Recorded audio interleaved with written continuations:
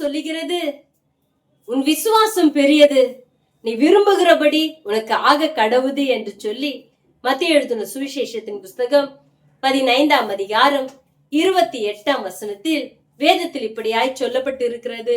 இந்த நாட்களிலே அநேக காரியங்கள், எனக்கு விரும்பின காரியம் நடக்கல.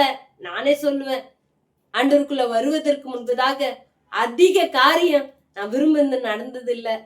நான் கண்ணீர் தான் நான் அதிகமா அனுபவிச்சுக்கிறேன்.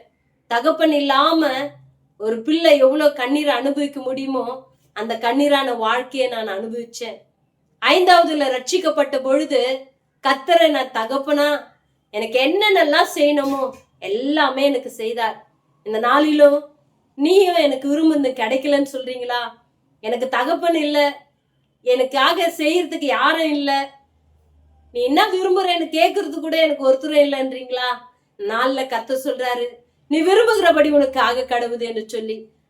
வேதத்துல கானானிய ஸ்திரீக்கு தன்னுடைய மகள் பிசாசினால் கொடிய வேதனை படுகிறத பார்த்து ஆண்டவரை நம்பினான். அந்த மகளுக்கு கர்த்தர் சுகத்தை கொடுத்தாரு. அவ விரும்புகிற கர்த்தர் செய்தாரு.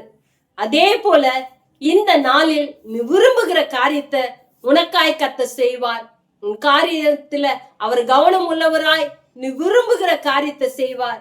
நீ யார நம்பினாலும் இனி யாரையும் நம்பாத, என் ஆண்டவராகிய இயேசு கிறிஸ்துவை நம்பு. கர்த்தர் உன்னுடைய வாழ்க்கையில் பெரிய காரியங்களை செய்வார்.